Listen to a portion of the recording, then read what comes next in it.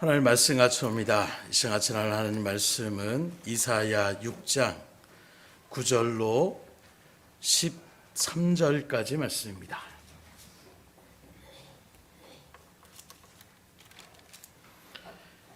이사야 6장 9절로 13절까지 말씀 제가 봉독해 올려드리도록 하겠습니다.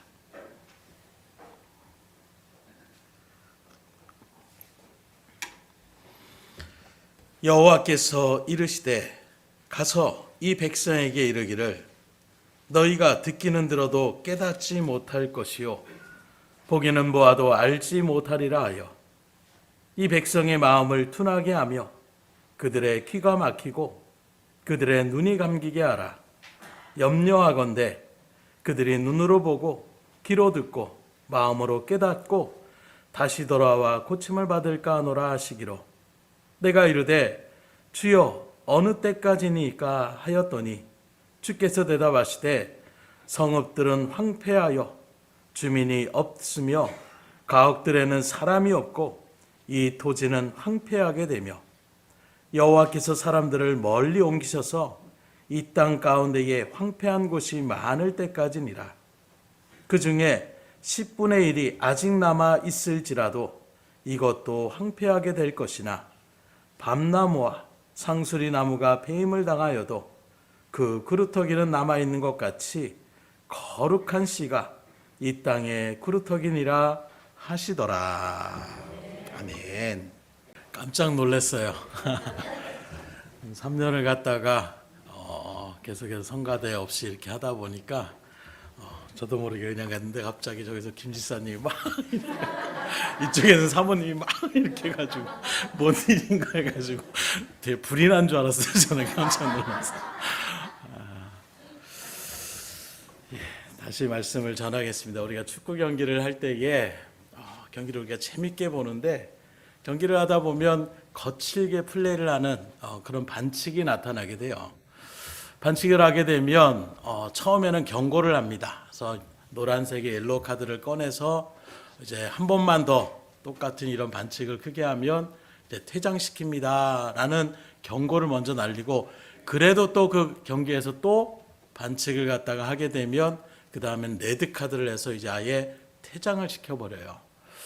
이 축구 경기가 우리가 바라볼 때 뭐 그냥 막 뛰어다니고 공 차고 이 정도로 생각하고 또 남자들은 어려서부터 뭐 축구공 한번 안 찬 분들이 없을 정도인데 근데 이게 나이가 들어서 또 젊을 때에도 하다 보면 뼈끼리 또 부딪힐 때도 있고 그래서 요새는 뭐 교회에서도 이렇게 축구 팀을 만들고 이렇게 할 때에도 예전처럼 그냥 축구화만 입고 이런 게 아니라 무릎 보호대도 따로 그렇게 하고 나름대로 다 그렇게 하는 이유가 거친 경기예요.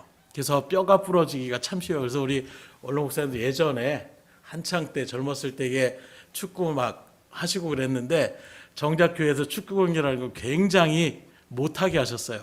그래서 막 청년 때 학생 때 왜 못하게 하시 그랬는데 경기를 하다 보면 꼭 뼈가 부러지거나 목사님들도 마찬가지예요. 나이가 들어서 갑자기 이제 운동을 하다 보면 신체적인 조건이 마음은 20대인데 몸은 벌써 40대, 50대가 되니까 이게 뛰는 게 틀려요. 그러다 보니까 힘줄도 늘어나고 부딪히면 사고 나고 뼈 부러지고 그러니까 이제 그런 경기를 못하게 하는데 이렇게 퇴장을 시키는 것은 그와 같은 것입니다. 상대방에게도 위협이 될 수 있지만 그렇게 하다 보면 자기도 위험을 처할 수 있고 다칠 수가 있는 거예요. 그래서 심판이 그런 일들 가운데에 카드를 받은 당사자는 억울할 때도 있고 화가 날 때도 있지만 이것은 상대 선수뿐만 아니라 자신에게도 자신을 보호하는 일들이기 때문에 꼭 필요한 조치라고 말씀할 수가 있는 것입니다. 왜 이런 말씀을 드리냐면 우리와 하나님 사이에도 그와 같은 모습이 있다라는 거예요. 곧 하나님께서 우리에게 우리가 걸어갈 우리 인간을 창조하시고 우리가 가장 복된 길로 걸어갈 수 있는 길을 하나님은 말씀을 통해서 우리에게 제시하여 주심에도 불구하고 우리 인생은 그거 싫다는 거예요. 이게 더 좋고 난 이게 더 마음에 들고 이렇게 사는 게 편하고 이런 마음으로 계속 말씀 앞에 고집스럽게 자기 생각을 나타내고 또 교만한 마음 가운데에 죄를 지으며 나갈 때에 하나님께서 일단 경고를 보내주십니다. 그래서 옐로우 카드, 레드 카드 퇴장을 하기 전에 먼저 경고를 보내주시는 거예요. 그렇게 경고를 몇 번 보냈음에도 불구하고 끝까지 고집부리며 듣지 않으면 그 다음에는 징계와 심판이 있음을 우리에게 분명하게 보여주시고 있는 것이 바로 이 말씀의 성경의 모습이고, 그와 같은 일들을 본으로 우리에게 예로 보여주신 것이 어찌 보면 이스라엘 백성들의 하나님 앞에 선 그들의 모습이라고 이야기할 수가 있는 것입니다. 그래서 오늘 말씀의 본문은 이제 하나님께서 이사야라는 한 사람을 선지자는 다른 것이 아니라 하나님의 말씀을 들은 그대로 백성들에게 선포하는 역할이 바로 선지자였어요. 하나님이 이사야를 들어서 하나님의 말씀을 그에게 주시고 이제 그가 하나님의 말씀을 선포하라고 그렇게 두 가지의 일을 이스라엘 백성들 가운데서 두 가지의 일이 이제 임하게 될 것을 그렇게 말씀하고 있는데, 그 하나는 바로 무엇이냐? 유다 백성의 죄가 너무나 지나침에도 돌이키지 않기 때문에 하나님께서 이제 더 이상 기다리지 않고 그들을 멸망시켜서 바벨론의 포로 생활 가운데에 그렇게 처하게 될 것을 말씀하고 있는 것입니다. 그리고 또 한 말씀은 그것으로 끝나는 것이 아니라 그러한 가운데서도 하나님을 향한 믿음을 또 신앙을 지키는 그런 사람들이 있어서 바로 그런 사람들이 누구냐? 거룩한 씨가 되고 그루터기와 같은 사람이라고 말씀하고 있는 것입니다. 그러면서 그런 거룩한 씨가 되고 그루터기가 되는 그 믿음의 사람들을 통해서 다시금 하나님께서는 이스라엘의 새 역사를 그렇게 시작하게 될 것인 것을 말씀으로 선포하는 것이 오늘 본문의 주된 내용이라고 말씀할 수가 있어요. 그렇다면 하나님께서 지금 이사야 선지자를 통해서 이런 말씀을 그들에게 선포하고 있는 그 의미가, 그 본뜻은 바로 무엇을 얘기하고 있느냐? 오늘 본문의 말씀을 바라보게 되면 하나님께서 이스라엘 백성들의 그 죄악을 기다리고 돌이키겠지, 이제는 깨닫겠지, 이제는 돌아오겠지, 기다릴 만큼 기다리고 참고 참으실 만큼 그렇게 참으셨다는 것입니다. 하지만 이제는 더 이상은 지켜볼 수가 없다라는 거예요. 그래서 만일 하나님, 그 공의 하나님, 말 그대로 법대로 나아가시는 그 하나님의 그 공의로서 나아간다라면 이스라엘 백성들이 그 하나님의 진노와 심판 가운데에 배견할 수가 없는 것입니다.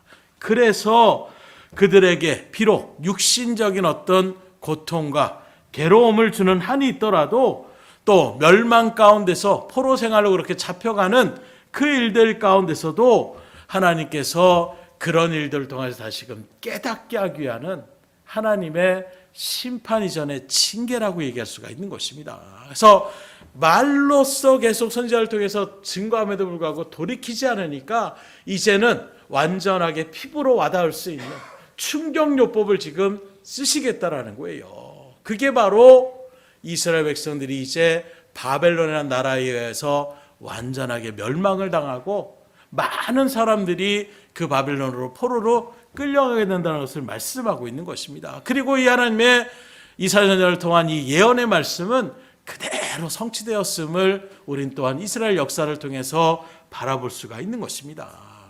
그런데 이게 끝이 아니라는 거예요. 충격요법이라는 말을 쓰는 것은 그렇게 해서 그러면 침판받았다, 이게 끝이 아니라, 왜 충격요법이라고 하냐면 그게 끝이 아니라 하나님은 다시금 한 가지 소망을 그들에게 선포하고 있는데, 그게 바로 무엇이냐?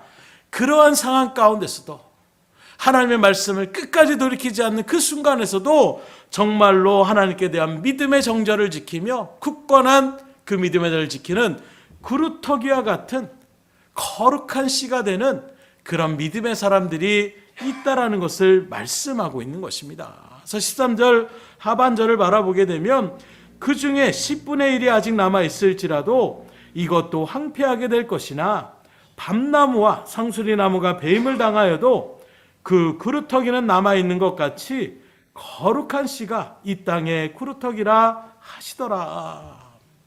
무슨 말씀인가 하면 지금 밤나무, 상수리나무가 그렇게 배임을 당할지라도 뿌리채 뽑힌 것이 아니라는 거예요.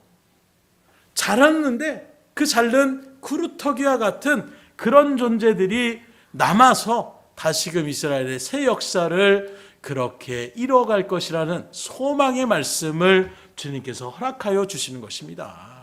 그러면 여기 구루터기라는 것은 뭘 얘기하고 있느냐? 나무의 밑둥을 얘기하는 것이 아니에요. 바로 이 구루터기는 믿음의 사람, 다시 말하면 온 이스라엘 백성들이 지금 하나님의 징계 가운데에 그 죄악에 하나님의 말씀을 돌이키지 않고 끝까지 자기 꼴대로 생각했던 그 많은 사람들 가운데에 이런 정말 밑둥과 같이 구루터기와 같은 믿음의 신앙을 지키는 적은 무리들이 있다라는 것을 말씀하고 있는 것입니다. 그러면 오늘 이 시간에는 그런 구루터기와 같은 정말로 참된 믿음의 신앙의 일들 가운데 선 사람들은 어떤 사람들일까? 이 말씀을 들을 때에 그 구루터기와 같은 신앙의 믿음의 자리에 여러분들이 동일하게 소망을 품으시고 오늘날 이 시대가 정말로 힘들고 지치고 피부로 또 여러 가지 환경적으로 와닿고 있는 수많은 어려움 속에서 낙심하고 좌절하며 나가는 그 수많은 영혼들 가운데에 그리고 그 일들 속에서 잘못된 선택을 하고 그 죄악에 몸부림치다가 결국에는 어쩔 줄 몰라서 그렇게 힘들어하는 영혼들에게 여러분들이 정말로 믿음의 구루터기와 같은 신앙의 자리에 서서 그 영혼들을 하나님의 구원의 자리 가운데로 다시금 믿음의 새 역사를 이끌어가는 그런 믿음의 역사의 주인공이 될 수 있기를 주임으로 축복합니다. 그래서 먼저 구루터기와 신앙의 같은 그런 사람은 어떤 사람이냐? 시련과 역경을 감당하면서 끝까지 견뎌낸 사람이 바로 구루터기와 같은 신앙의 사람이다. 우리가 믿음의 길을 걸어가고 있지만 세상 사람들만 어려움 당하는 것이 아니에요. 우리가 신앙의 믿음의 여정을 걸어가고 있을 때에 우리에게도 어려움이 닥치고 시련이 닥쳐옵니다. 괴로운 일들이 우리 가운데에 또 우리가 감당하지 못할 것 같은 그런 엄청난 어려움이 우리 가운데 탁 맞닥뜨릴 때가 있다라는 거예요. 문제는 이때 어떻게 되느냐? 예외 없이 누구든지 그런 어려움과 시련 가운데 놓일 때가 있는데 그때에 거기서 내가 신앙을 포기할 것인가?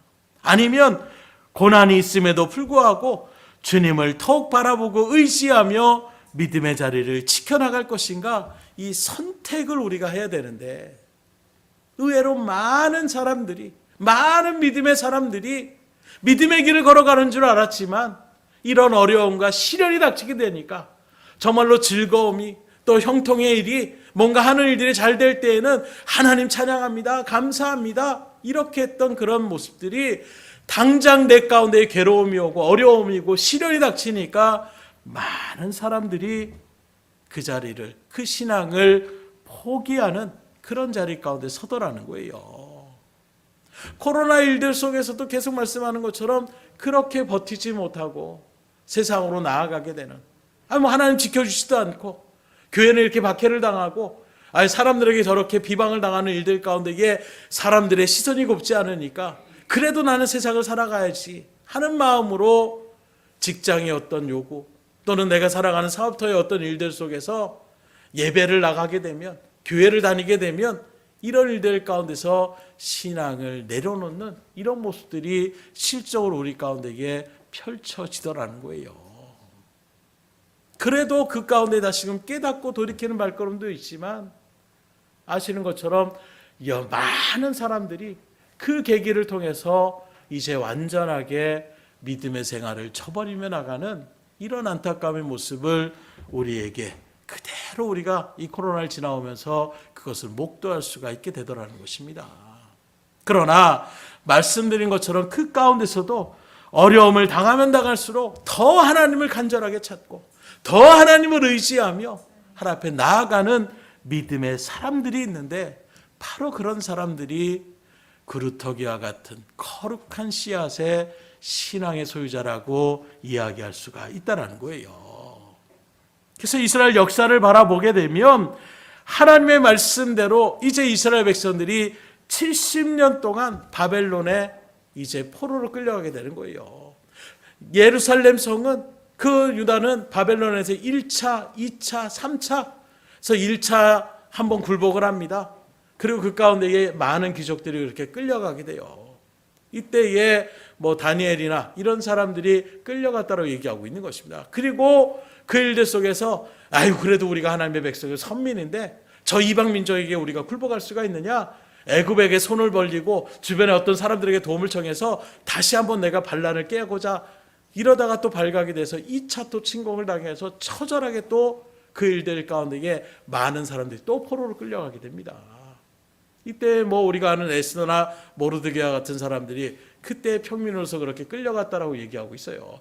그럼에도 불구하고 또 3차로 애굽에 어떤 힘을 불려 나가는 일들이 또 발각돼서 이번에는 아예 예루살렘 성전까지도 완전하게 초토화를 시키고 많은 사람들 다 뿔뿔이 흩어버리게 되고 또 많은 남은 사람들을 갖다가 그러니까 흩어지게 되는 남겨둔 사람들은 병자나 허약한 사람들이나 말 그대로 세상 바라보게 되면 쓸모없을 것 같은 사람들은 그냥 거기에 내버려두고 일할 만한 사람들은 다 그렇게 끌고 와서 포로로 노예로 그렇게 잡아가게 되는 이런 일들을 겪게 됐다라는 거예요. 그런 모습에서 70년의 세월을 바벨론 가운데에 그렇게 살아가게 되는 것입니다. 그렇게 살아가다 보니까 여러분들 알고 있죠? 10년이면 뭐도 변한다고 그래요? 강산이 변한다고 하잖아요. 하물며 70년의 세월 동안 있다 보니까 처음에는 막 절절한 마음으로 겉으로 편하지 못하지만 수보서 또는 바닷가에서 하나님 앞에 이 백성을 하나님 다시금 살펴달라고 철저하게 기도하며 나갔던 그런 믿음의 강구들이 점점 사그라들기 시작하는 거예요. 한 해가 지나도 변함이 없습니다. 두 해가 지나도 변함이 없습니다. 10년이 지나도 변함이 없습니다. 20년이 지나도 변함이 없습니다. 점점점 그 일들 가운데서 사람들의 마음이 이제는 바벨론이라는 나라라는 고국을 생각하지 못하고 거기에 마음을 쏟고 그 문화에 동화되어가는 이런 모양을 취하게 되더라는 거예요. 그런데 하나님의 약속의 말씀은 70년의 기간을 분명하게 선포하시고 그때가 됐을 때에 이제 바벨론이 페르시아에 의해서 완전하게 이제 정권이 바뀌게 되는 거예요. 나라가 바뀌게 되는 것입니다. 그리고 그 일들 속에서 고레스라는 왕이 칙령을 내리는 거예요. 이제 이스라엘 백성들 고국 땅으로 돌아가도 괜찮다. 이 땅에 살지 않아도 된다. 라고 오히려 이스라엘 백성들을 갖다가 고국 땅으로 그 가나안 그 예루살렘 땅으로 다시금 돌아가라고 칙령을 내린 것입니다. 그때에 그 마음 가운데에 이스라엘 백성들이 많은 수가 그렇게 돌아갔느냐? 그렇지 않다라는 거예요. 1차로 스룹베벨을 통하여 갔던 사람이 43,260명이라고 얘기하고 있어요. 보통 한 민족이라고 하면 뭐 적어도 몇백만 명일 거예요. 그 일들 속에서 그 많은 사람들을 다 포로로 끌고 가지 못하겠지만 그래도 적어도 몇백만 명에 되는 그런 사람들을 갖다가 이스라엘 백성들이 바벨론에 지금 포로 생활을 하고 있는데 그 중에 43,000여 명 정도만 다시금 그 말을 듣고 그 약속의 말씀을 여전히 붙잡고 있었던 그 사람들이 바로 그 정도밖에 되지 않았다는 거예요. 그래서 그루터기와 같은 신앙이라고 얘기하고 있는 것입니다. 나무가 있으면 가지 정도 쳐서 기둥은 남아있다라고 한다면 대부분의 사람들이 그래도 때는 이때다. 우리가 드디어 그래도 고향 땅으로 돌아갈 수 있구나 하고 돌아갔다면 그렇게 표현하지 않았을 거예요. 그런데 가지가 뭡니까? 기둥까지도 다 잘려가지고 겨우 그루터기만 남는 것처럼 수백만 수십만의 그 이스라엘 백성들이 가나안의 그 바벨론의 포로 생활 가운데서 다시금 고향 땅으로 돌아가도 된다 했는데 아이 굳이 뭐 고향 땅에 들어갈 필요 있어. 여기서 우리가 또 산지도 몇십 년이 됐는데 그냥 뭐 정들면 고향이지 하는 마음으로 대다수의 이스라엘 백성들이 그냥 그 자리에 머물러 있었다라는 거예요. 그러나 그 가운데서도 그 70년 세월 동안 다시금 자신의 자손에게 하나님의 약속의 말씀을 잊어버리지 않고 예레미야 선지자나 이사야 선지자의 그 말씀을 통해서 고향 땅에 이제나 저나 돌아갈 것을 소망하며 나갔던 그 믿음의 모습 가운데 있었던 사람들이 이제 다시금 그 가나안 땅으로 돌아와 그 예루살렘으로 돌아와서 성벽을 쌓고 다시금 이스라엘 나라를 그렇게 세워나가는 이런 일들 가운데 쓰임받았다라고 이야기하고 있는 것입니다. 지금도 비슷해요. 진정한 믿음의 사람과 그렇지 못한 사람, 큰 환난과 어려움이 닥치게 되면 거기서 싹 갈려지게 되는 거예요. 무슨 믿음의 신앙생활 그렇게까지 지킬 필요가 있는가. 적당히 좀 타협하면서 융통성 있게 그렇게 하면 되지, 뭐 그렇게까지 하나님이 한다고, 지금 상황 이런 거 하나님 모르실까? 하나님도 다 이해하실 거야 라고, 정작 하나님의 말씀은 그런 말씀들이 아닌데 자기 편한 대로 그렇게 해석을 하고 자기 편한 대로 하나님을 갖다가 그렇게 얘기하는, 마치 한 달란트 받은 자처럼 주인의 의도는 그 맡겨진 것을 통하여 열심으로 충성하고 몽상하여 그 일들을 감당하기 원했는데, 이거 그냥 맡겨주신 것이 요거 잊어버리면 큰일 날 거야, 이거 잊어버리면 오히려 주인한테 혼날 거야, 자기 맘대로 자기 뜻대로, 그리고 심지어 주인은 그런 사람인 줄 알았습니다, 뻔뻔하게 얘기하며 나가는 그런 일들, 주인이 용서하지 않아요. 네가 나를 그렇게 알았느냐? 난 그런 사람이 아니다. 그리고 다음부터 잘해라 하는 말씀이 아닙니다. 쫓아 슬피 울며 이를감이 있으라고 말씀하고 있어요. 주의 일들 가운데서도 우리도 마찬가지입니다. 어려울 때일수록, 힘들 때일수록 더욱더 하나님을 굳건히 바라보고 의지하며 믿음의 자리를 지켜나가시는 이 그루터기와 같은 신앙의 자리에 여러분들이 온전하게 설 수 있기를 주임으로 축원합니다. 더 큰 박해가 더 올지도 몰라요. 분명히 올 것입니다. 그때에 오늘 이 말씀을 기억하시고 결코 흔들리지 않기를 주임으로 축원합니다. 두 번째로 그루터기 같은 신앙은 어떤 것이냐? 그루터기가 그 뿌리를 깊게 내리고 생명을 유지하고 있는 것처럼 이 그루터기의 신앙은 하나님, 우리의 은혜의 공급처요, 복의 근원이 되시는 그 하나님과 친밀하고 깊은 관계 가운데서 그렇게 믿음의 길을 유지하며 나아가는 것, 이게 바로 그루터기와 같은 신앙이라고 얘기할 수가 있는 것입니다. 오늘 13절의 말씀을 다시 보면 그 중에 10분의 1이 아직 남아있을지라도 이것도 황폐하게 될 것이나 밤나무와 상수리나무가 배임을 당하여도 그 그루터기는 남아있는 것 같이 거룩한 씨가 이 땅에 그루터기니라 하시더라. 아시는 것처럼 나무에 대한 부분들, 제가 그 나무에 대한 부분들을 아이들한테 몇 번 얘기한 것처럼 군대에 가서 나무를 갖다가 옮겨 심으라고 이렇게 명령이 이렇게 하달되었어요. 그래서 20대 20대 중반까지 있는 그 청년들이, 군인들이 얼마나 혈기가 넘칩니까? 악으로 깡으로 나가는데, 그래서 나무가 좀 큰 나무였어요. 그 나무를 갖다가 옮겨 심으라고 했는데, 그때 제가 확실하게 봤어요. 나무를 갖다가 파헤치며 나가는데 삽질을 해가지고 나가면 나무가 이렇게 생겼으니까 그렇게 나가는 줄 알았어요.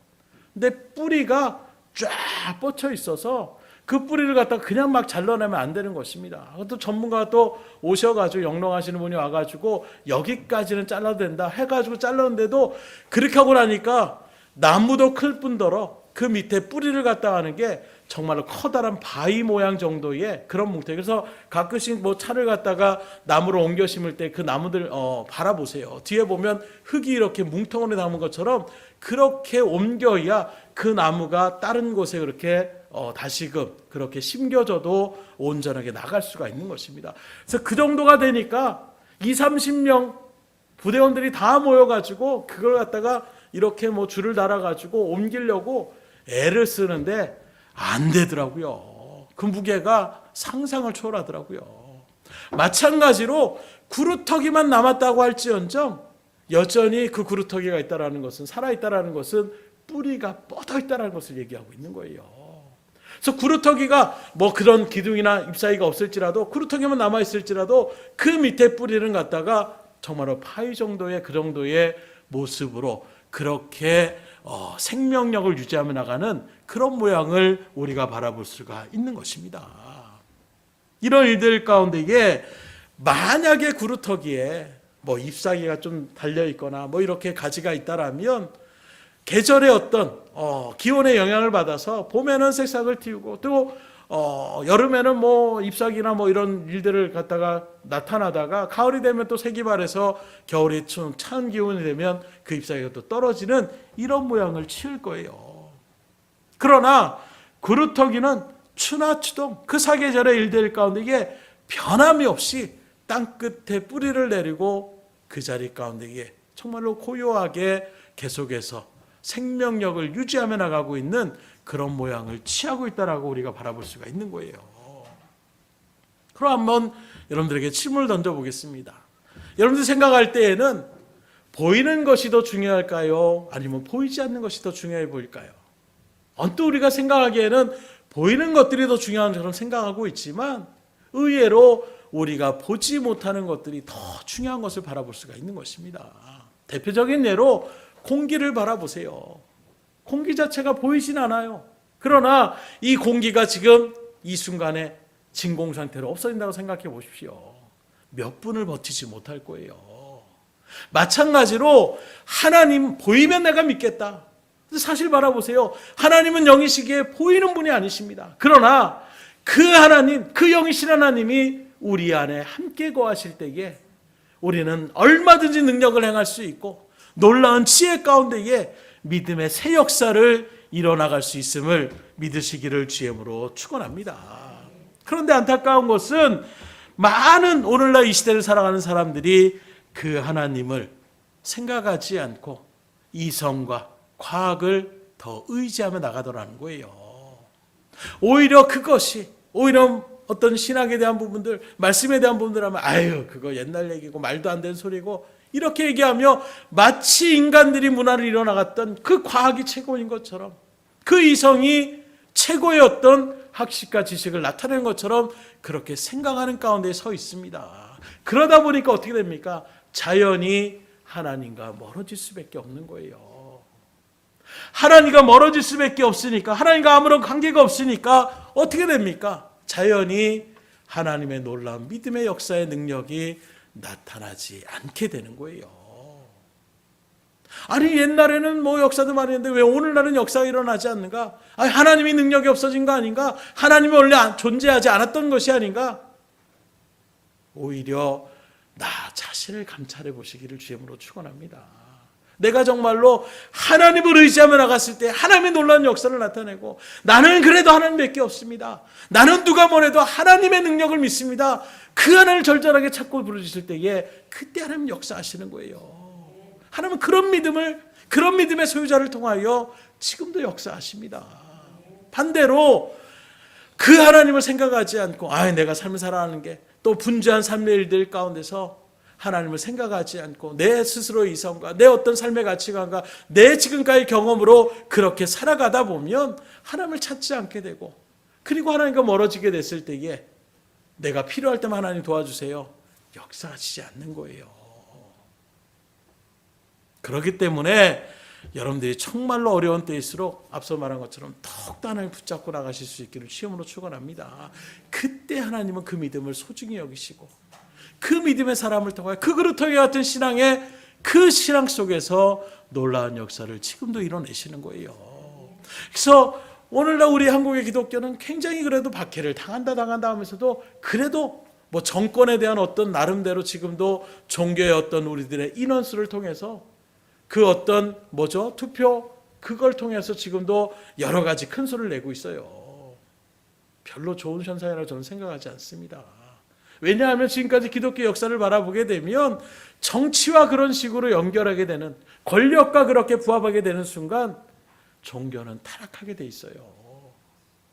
오히려 정말로 박해가 당하고 정말로 생명의 어떤 위협적인 일들 가운데 그 신앙은 정말로 천국과 같고 보석처럼 찬란하게 빛을 나타내고 하나님의 말씀의 중심으로 나가게 되는데 어느 순간에 말로는 하나님의 뜻이라고 얘기하고 있지만 정작 자신의 어떤 인구수를 들어 사용하고 자신의 어떤 힘을 과시하며 나아가는 이런 모습들, 규모가 있는 교회들 가운데서 나타날 일들 가운데서 그런 일들 나타나고 민원이 많이 들어온다라고 주차난이 생기고 이러니까 좀 교회에 민원을 넣어가지고 교회 사람들 갖다가 차 좀 가져오지 말라라고 그랬더니 반응하는 것이 거기에 대고 그 공무원한테 우리도 한번 청원서 내볼까? 막 이러면서 오히려 엄포를 놓는 그런 모습들은 결코 하나님께서 기뻐하실 모습이 아니라는 것을 새삼 느끼게 되는 거예요. 오히려 더 겸손한 마음으로 예배가 소중합니다. 그러나 예배를 드리는 우리의 이유가 무엇입니까? 나 은혜 받기 위해서요? 맞습니다. 은혜를 받아야 돼요. 그런데 은혜 받고 끝나는 것이 아니라 그 받은 은혜를 가지고 어떻게 하라는 것입니까? 힘있게 나아가서 아직도 하나님을 알지 못하는 그 세상 사람들에게 복음을 친구하는 일들 가운데에 나아가기 위해서 우리가 이 자리에 또 말씀을 통하여 하나님 이것을 바라고 원하시는구나. 하나님 기도함으로 이런 능력을 받고 그리고 그 능력을 가지고 다시금 세상에 삶의 터전에서 복음을 증거하는 것이 우리의 역할이라는 것을 우리가 안다라면, 그럼 내가 예배 드릴 때에 정말로 주차하기가 힘들고 그런 일들 가운데 있다라면 어떻게 하는 것이 지혜로운 모습이겠어요? 오히려 대중교통을 이용해서 그렇게 하나님 앞에 예배 드리고, 그리고 오히려 주변에 있는 사람들에게 오히려 더 죄송합니다, 우리가 더 어쩐 일들 가운데 신경을 썼어야 되는데 이런 말씀으로 나간다라면 아마 믿지 않는 사람들도 저 교회는 정말로 인성이 되고 관심을 갖게 되고 그럴 일들 가운데서 겉으로 보여지는 반짝이는 어떤 그런 도움의 어떤 손길이 아니라 그런 모습들이 지금 너무나도 축적돼 있어요.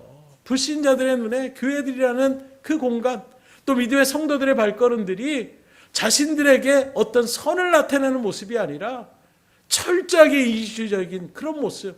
그래서 코로나 일들 속에서도 예배에 대한 부분이 바로 그 부분이 완전하게 지금 우리 가운데 다시금 생각해 볼 수 있는 계기가 되는 거예요. 정말로 우리가 주일 성수 엄청 강조하고 예배에 대한 부분을 엄청 강조하고 나가는 그런 일들 가운데서 과연 우리가 정말로 전염병이 유행하는 그 속에서 예배를 통하여 나아가는 그 모습으로 우리가 사람들의 어떤 일들 가운데서 그들에게 정말로 선한 모습을 나타낼 수 있을까? 많이 생각해 볼 수 있는, 물론 그런 일들 가운데서 믿음의 자리를 지켜나가고 하나님 앞에 정말로 소망 품어 나가는 그 마음, 그 절절한 마음 하나님이 다 아실 거예요. 그런데 정말로 나라에 어려움들이 있으면 교회가 또 성도들이 먼저 일어나서 구국기도를 하고 먼저 솔선주범해서 어떤 일들 가운데서 그런 일들을 나타냈을 때에 많은 사람들이 자신은 교회를 나가지 않더라도 교회 나가게 하면 또 자녀들을 교회 보내면서 그래 잘 배워, 좋은 거 배우고 와, 이렇게 얘기하는 모습들이 이제는 그런 모습을 찾아볼 수가 없는 거예요. 세상이 악해져서요, 사람들이 그렇게 사단에게 그렇게 쓰임받아서요, 그게 아니라 기존에 있었던 우리의 잘못된 행실이 누적돼서 결국에는 그들에게 더더군다나 교회를, 또 성도를, 하나님을, 영광을 가리는 이런 일들 가운데서 우리가 나아갔던 발걸음을 우리가 돌아볼 수 있으셔야 돼요. 그래서 다시금 여러분들이 핏된 모습으로 나갈 수 있으셔야 되는 것입니다. 어려울 때에, 남들 다 잘 때에 돈 10만 원 또는 좀 먹을 거 하나 별로 그렇게 줘도 그만이고 안 줘도 그만이에요. 처음에 제가 등대교회 부임해가지고 어려운 가정들에게 그렇게 봉사하며 나가는 일들, 지금도 우리가 하고는 있지만 코로나 때문에 지금 잠시 중단하고 있지만, 그렇게 갔다가 우리 교회에 소속돼 있지 않는 분이라도 동사무소 이런 데 연결을 해가지고 가서 이렇게 도움을 주려고 하는데 받는 분도 계시지만 받지 않는 분들이 많더라고요. 전화도 안 받으세요. 문을 두드려도 기척이 있는 것처럼 보이는데 열어주지 않습니다. 필요 없다라는 거예요. 그런 모습 가운데에 이제 정말로 여러분들이 아는 것처럼 경제적으로 굉장히 힘들어진 상황 가운데 있어요. 난방비가 막 올라가서 여기저기서 지금 걱정들을 우리가 하고 있습니다.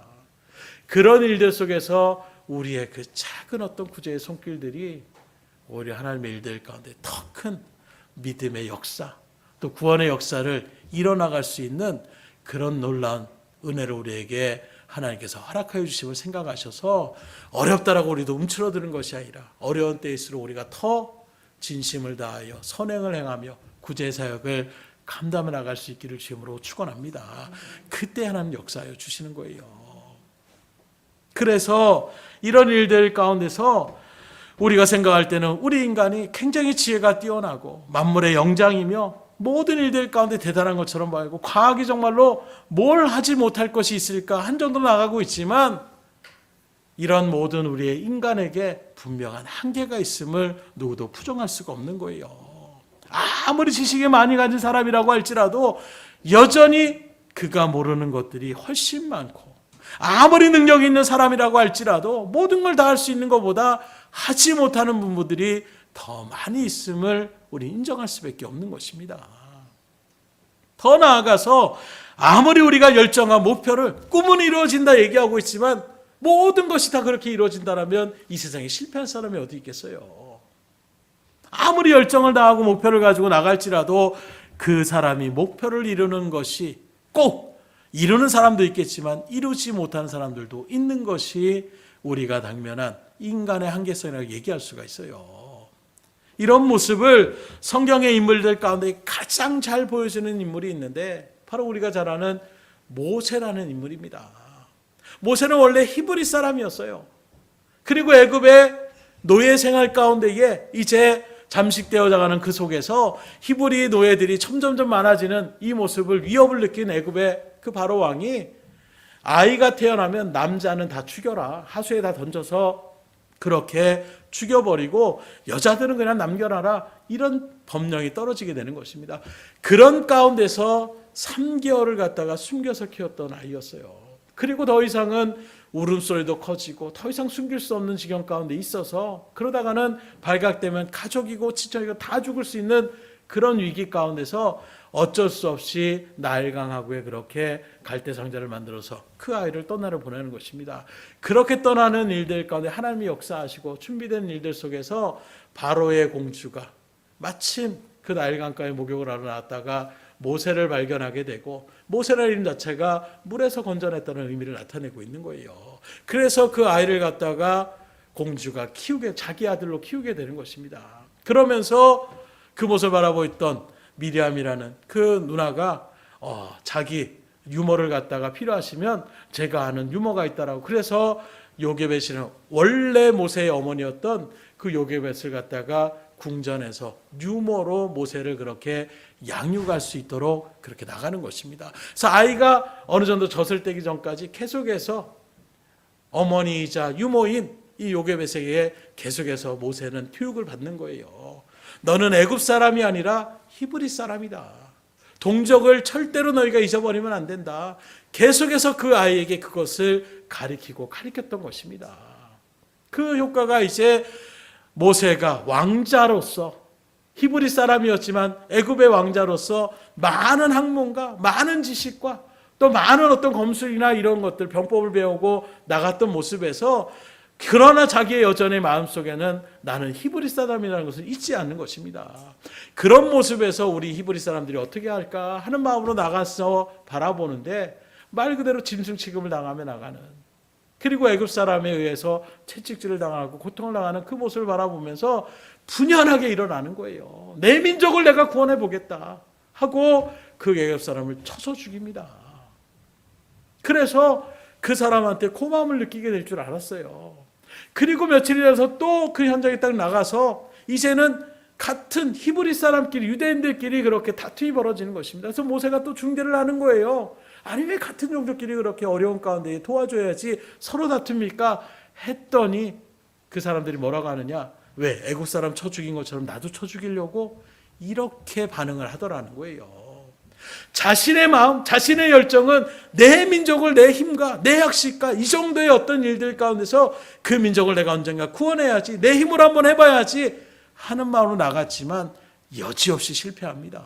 그리고 그 소식이 바로에게까지 들어갈 것을 염려해서 미디안 강으로 그렇게 목숨을 부지하기 위해서 도망을 쳐요. 그리고 40년의 생활 가운데서 이제 80의 노인이 됩니다.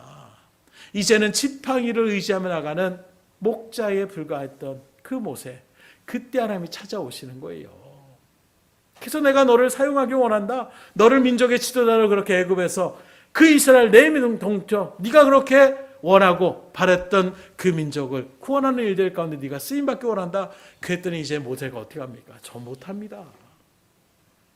예전에 그 혈기왕성하고 그 열정이 넘쳤던 모세가 이제는 저 지팡이에 의지하는 노인에 불과한 사람입니다. 말도 제대로 하지 못할 정도로 둔해진 사람입니다. 딴 사람 찾아보십시오. 그때 하나님 말씀하는 거예요. 네 손에 들고 있는 것이 무엇이냐? 지팡이입니다. 그 지팡이를 내가 능력의 지팡이로 그렇게 인도하며 그 일들 가운데서 내가 너를 통하여 반드시 이스라엘 백성들을 애굽에서 구원하여 약속의 땅 가나안으로 이끌어갈도록 도와주겠다. 하나님께서 선포하시는 것입니다. 그리고 그런 여정이 갈 속에서 모세가 이제 하나님의 말씀에 순종하는 거예요. 하나님만을 의지하겠습니다. 그리고 순종하며 나가는 일들 가운데서 그가 40년의 광야길 가운데에 이스라엘 백성들을 인도하는, 지금도 유대인들에게 위대한 지도자 하면은 모세를 가장 첫 번째로 떠올리며 나가는 이런 사람의 인물로 등장해 되는 것을 바라볼 수가 있어요. 그래서 이후에 광야 일들 가운데서 모세가 끊임없이 이스라엘 백성들 40년 전에도 말한 것처럼 그렇게 반기를 들며 자기를 구원해 준 사람한테도 그렇게 나가는 이스라엘 백성들, 광야길에서도 마찬가지입니다. 조금만 힘이 들면 돌을 들어서 모세를 쳐 죽이려고 하는 거예요. 그때마다 모세는 이제 어떻게 하느냐? 검수를 의지하지 않습니다. 자기가 지금껏 살아왔던 어떤 그런 무예를 나타내지 않아요. 뛰어난 언변으로 나가지 않습니다. 그때마다 모세가 하는 행동이 있어요. 하나님의 성막에 나가서 거기서 무릎 꿇고 하나님 앞에 기도합니다. 하나님 어떻게 할까요? 철저하게 하나님을 의지하며 나가는 그 믿음의 일들, 하나님이 책임져 주시더라는 거예요. 이런 일들 가운데서 모세의 후계자였던 여호수아도 마찬가지입니다. 그렇게 40년 동안 모세를 가장 옆에서 수정 들으며 그렇게 나갔던 여호수아도 다른 거 없구나. 문제가 생기면 하나님 앞에 나아가면 되는구나. 하나님의 말씀대로 선포하면 되는구나. 하나님의 뜻대로 나아가면 되는구나. 이걸 보고 그렇게 깨어졌던 여호수아도, 이제 다음 지도자로 세웠던 여호수아도 두려움에 떠는 거예요. 그때 하나님께서 하십니다. 하나님의 말씀을 차로나로 치지 않고 그 말씀 붙잡고 그대로 의지하며 나아가라. 자기가 생각했던 마음을 다 지금 일깨우는 거예요. 그래, 내가 하나님만 의지하면 되지. 그리고 하나님 명령하시는 대로 제사장을 먼저 해가지고 요단강을 그냥 들어가라고 하면 그렇게 명령을 지켜 행합니다. 첫 번째 가장 강대한 성이라고 하는 여리고 그 견고한 성을 할 때에 하루에 한 바퀴씩 돌아라. 그리고 마지막에는 6일째는 7바퀴를 돌아라. 그냥 하나님의 말씀이니까 그대로, 이건 말도 안 되는 것이고 이건 상식에 맞지도 않는데 그냥 그대로 순종하며 나가는 것입니다. 그랬더니 하나님이 역사하여 주시는 거예요. 그 견고한 성이 무너지게 되는 것입니다. 이렇게 바라볼 때에 신앙은 다른 것이 아니에요. 날마다 자기의 생각을 내려놓는 것입니다. 자기를 부인하며 나가는 거예요. 내 경험은 이건데, 내가 지금까지 배운 삶의 가치관은 이건데, 하나님의 명령이고 하나님의 말씀이면 그 말씀대로 내가 의지하며 그 능력의 주님을 온전하게 인정하며 그 뜻 가운데에 그대로 순종하며 나아가겠습니다. 이것이 바로 그루터기의 신앙이라고 이야기할 수가 있는 것입니다. 그래서 말씀드린 것처럼 그 견고한 성을 할 때에 땅굴을 파든지 아니면 견고한 어떤 기구를 만들어 가지고 그렇게 공격을 하든지 여러 가지 일들 가운데 아니면 몇 명의 열사대를 만들어서 성문을 갖다 열든지 그런 방법이 아니라 하루에 한 바퀴씩 그렇게 돈다라는 것이 이게 무슨 의미가 있겠어요? 이게 과학적입니까? 이성적입니까? 그러나 하나님의 말씀의 능력에 의지해 나갔을 때에, 그 말씀에 순종하며 그 하나님을 의지하며 나갔을 때에 믿음의 역사는 일어나가는 거예요. 그러니 오늘 우리도 마찬가지예요. 구루터기와 같은 신앙의 자리에 여러분들이 섰을 때에 지금 이 어려운 시대에서도 얼마든지 여러분들은 믿음의 큰 부흥의 역사에 일들 가운데 쓰임받을 수 있음을 다시금 마음가득 소망하시고 주의 일들을 감당해 나갈 수 있기를 주님으로 축복합니다. 하나님이 책임져 주시는 거예요. 그게 신앙이에요. 이렇게 하면 나 망하는데 하나님이 책임져 주신다는 그 강한 신뢰 가운데에 서야 우리가 바른 신앙의 자리 가운데 설 수가 있는 거예요. 마지막으로 구루터기의 신앙은 어떤 신앙이냐? 미래를 바라보는 것입니다. 앞서 말씀드린 것처럼 구루터기 뭡니까? 가지도 없고 잎사귀도 없고 아무런 볼품도 없어요. 그러나 구루터기는 새순과 새줄기와 잎사귀를 다시 낼 수 있는 소망의 뿌리라는 것은 우리가 분명하게 이 자연의 섭리를 통해서도 다시금 바라볼 수가 있는 거예요. 그저 밑둥만 남아서 죽은 나무인 줄 알았는데 거기서 새순이 돋고 새싹이 다시금 그렇게 일어나는 이런 생명의 신비를 우리가 발견할 수가 있는 것입니다. 곧 구루터기처럼 볼품이 없지만 그 구루터기라도 거기에는 여전히 생명력이 있다라는 거예요. 소망이 있다라는 것입니다. 그래서 오늘 하나님의 말씀은 거룩한 씨, 구루터기와 같은 신앙이라고 말씀하고 있는 거예요. 씨앗이 무엇입니까? 씨앗 자체가 커다란 나무가 될지, 그 씨앗 자체가 어떤 아름다운 꽃이 될지 그 씨앗만 보면 우리가 알 수가 없어요. 그러나 그 볼품없는 그 씨앗이 땅에 섬겨졌을 때에 거기에서 생명의 놀라운 신비의 놀라운 일들을 우리에게 보여주지 않습니까? 실제로 이 거룩한 씨는 바벨론에서 모든 것을 다 잃어버리고 아무것도 없고 그 바벨론 사람들한테 너희 하나님 한번 찾아봐라. 너희들이 한번 다시금 그런 일 가운데 기도해봐라. 비웃음을 당하는 그 순간 가운데서도 약속의 말씀 70년 뒤에는 다시금 하나님께서 우리 나라를 회복시키라는 그 말씀을 붙잡고 다시금 고레스의 칙령 가운데에 그 황무지와 같은 황폐한 그 가나안 땅 자신의 고향을 향하여 하나님의 말씀에 의지하여 돌아갔던 그 발걸음들이 바로 이 거룩한 씨라고 얘기할 수가 있는 것이고, 한 걸음 더 나아가 이것은 바로 영적으로 우리의 복음의 씨앗을 뿌려주셨던 예수 그리스도를 상징하고 있습니다. 그리고 거기서 또 한 걸음 더 나아가 오늘날 이 시대에는 여전히 이 세상에 세속에 물들지 않고 끝까지 믿음의 자리를 지켜나가는 그 성도들이 바로 하나님의 말씀하시는 구루터기임을 믿으시기를 주님으로 축원합니다. 여러분들이 바로 구루터기의 신앙의 자리 가운데 하나님께서 세워주신 사람이라는 거예요. 한번 옆 사람 바라보세요. 대단한 사람들입니다.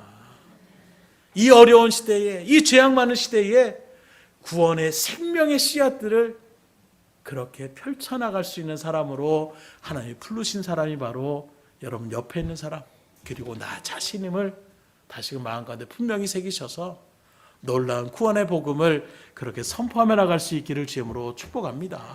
그래서 예레미야 32장에 보면 예레미야가 멸망을 선포해요. 이제 이 나라는 바벨론에서 완전히 멸망당합니다. 우리 항복해야 됩니다. 그런 일들 가운데서 유다가 멸망이 당하는 것을 알면서 그 멸망이 회복될 미래를 바라보라는 의미로 하나님께서 그 친척에게 아나도시라는 밭을 갖다가 사라고 말씀하고 있는 거예요. 이게 무슨 말이냐면 지금 나라가 온전하게 있으면 그 땅은 내 소유라고 주장할 수가 있어요. 그런데 나라가 완전히 이웃, 그 먼 나라의 바벨론이 완전하게 무너지게 됩니다. 황폐한 나라가 되는 거예요. 그런 일들 가운데서 다른 사람들이 몇십 년이 지나서 오게 되면 이게 네 땅인지 내 땅인지 어떻게 알겠어요. 근데 문서가 있잖아요. 뭐 우리가 일제시대에도 그런 일들의 모습들을 계속 우리가 논쟁거리를 얘기하고 있는 것처럼 이 문서라는 것이 중요하다는 것입니다. 그런 모습에서 아니 나라가 멸망당하고 있는데 그 땅을 지금 산다고? 쉽게 말하면 지금 이 나라가 위기에 봉착돼서 다 뿔뿔이 흩어질 수밖에 없는 상황인데 밭을 사라는 것은 이건 무식한 일이에요. 어리석은 일입니다. 오히려 돈을 더 챙겨가지고 다른 나라에 다른 어떤 곳에 가서라도 그걸 어떻게 종잣돈을 내가지고 거기에서 삶의 터전을 이끌어가는 것, 이게 지혜로운 모습이지 않겠습니까? 그런데 그렇게 땅을 사라고 한 이유는 바로 무엇이냐? 이스라엘이 다시금 반드시 회복한다라는 것을 신뢰하는 마음으로 그 땅을 사라고 말씀하고 있는 거예요. 그리고 우리가 잘 아는 다니엘을 바라보십시오. 그 나라에, 그 어떤 바벨론에, 또 나라가 정해진 메데파사에 그런 모습 속에서도 국무총리로 있으면서도 항상 바벨론을 한 것이 바로 무엇이냐? 예루살렘을 향하여 하루 3번 기도하는 거예요. 무슨 기도했겠습니까? 하나님, 이 민족을 다시금 회복시켜 주시옵소서. 그 믿음의 소망을 놓치지 않고 계속해서 다니엘은 기도하는 것입니다. 그리고 역사적으로 바라볼 때에 그들이 돌아오는 그 발걸음 가운데에 다니엘의 그 모습들을 그대로 그의 생애 가운데서 비춰볼 수가 있더라는 거예요. 하나님의 성을 붙들고 나가는 그 믿음의 일들 가운데에 마침내 그렇게 기대하고 고대했던 다시금 고향으로 돌아갈 수 있는 이 영광의 은혜의 날을 맞이할 수가 있었다는 것입니다. 지금도 세상의 역사는 다수의 사람으로, 민주주의는 다수결에 의하다 이렇게 우리가 얘기하고 있지만 하나님의 말씀 가운데 비춰보게 되면 소수의 믿음의 사람들을 통하여 하나님의 역사는 이루어가고 있는 거예요. 역사에 흐르고 있다는 것을 우리가 분명히 아셔야 되는데, 이게 바로 무엇이냐? 큰 여객선이 있을 때에 거기에 300명, 400명의 많은 사람들이 거기에 같이 그 배를 타고 여행을 하고 있습니다. 그때에 거기에 있는 사람들이 우리 저쪽으로 가고 싶습니다. 우리 이쪽으로 가고 싶어요. 그 승객들의 어떤 요구에 따라서 배가 움직이는 것이 아니에요. 누가 움직입니까? 그 배에 키를 잡고 있는 선장의 뜻대로 그 배는 나아가는 것과 똑같은 것입니다. 다수결의 모습으로 나가는 것처럼 보이지만 저는 믿음의 신을 갖고 있는 여러분들의 그 신앙을 하나님께서 바라보시고 이 민족을 하나님께서 세우기를 원하신다면 얼마든지 하나님은 다시금 역사할 수 있음을 믿으시기를 주임으로 축원합니다. 그래서 기독교 역사가 그렇게 흘러가는 거예요. 무너질 것처럼 보이지만, 수많은 불신자들과 수많은 박해자들 앞에 곧 무너질 것처럼 보이지만, 그러나 그 속에서도 믿음의 신을 지켜나갔던 그 사람들을 통하여 오늘날 처형들에게까지 이 복음의 씨앗은 뿌려진 것입니다. 그렇다면 우리가 어떻게 할 때에 이러한 그루터기의 신앙의 자리 가운데 설 수가 있을까? 그러기 위해서는 다른 거 없어요. 가장 먼저 하나님을 바로 아셔야 돼요. 그래서 호세아 4장 6절에 보면 이렇게 우리에게 선포합니다. 내 백성이 지식이 없으므로 망하는도다. 내가 지식을 버렸으니 나도 너를 버려 내 제사장이 되지 못하게 할 것이요, 내가 내 하나님의 율법을 잊었으니 나도 내 자녀들을 잊어버리리라. 하나님을 우리가 모른다고 하고 하나님의 말씀을 우리가 지킬 생각을 안 하고 하나님의 뜻을 우리가 저버리고 나간다면 하나님도 우리를 버리겠다고 말씀하고 있어요. 그건 역으로 얘기한다면 우리가 하나님의 일들 가운데 은혜를 체험하며 복과 은혜를 누릴 수 있는, 그리고 이 역사를 이끌어갈 수 있는 믿음의 능력이 어디서부터 시작되겠습니까? 먼저는 하나님을 바로 아셔야 돼요. 그게 바로 말씀을 묵상하는 자리인 것입니다. 하나님 앞에 그 말씀 붙잡고 기도하는 자리가 되는 거예요. 그리고 그 모든 것이 있는 예배의 자리 가운데 여러분들이 오시는 이유가 바로 거기에 있는 것입니다. 하나님이 어떤 분이시고 하나님이 우리에게 뭘 원하시고 바라시는지를 우리가 바로 아는 데서부터 우리의 신앙은, 또 우리의 복과 은혜와 역사는 거기서부터 일어나기 때문에 예배가 중요하다라고 말씀할 수가 있는 거예요. 그러니 주의 일들 가운데에 정말로 시냇가에 심겨진 나무처럼, 그리고 큰 열매들과 큰 아버지 잎사귀를 그렇게 나타나는 것처럼 여러분들의 말씀의 공급을 늘 소망하시고 말씀을 공급받으셔서, 그리고 그 말씀대로 순종함으로 삶으로 적용하는 그 믿음의 발걸음 가운데에 놀라움의 역사, 또 그루터기와 같은 놀라운 신앙의 자리 가운데 서서 하나님 앞에 인정받으며 새 역사를 이끌어가는 복음의 주인공이 될 수 있기를 주임으로 축복합니다.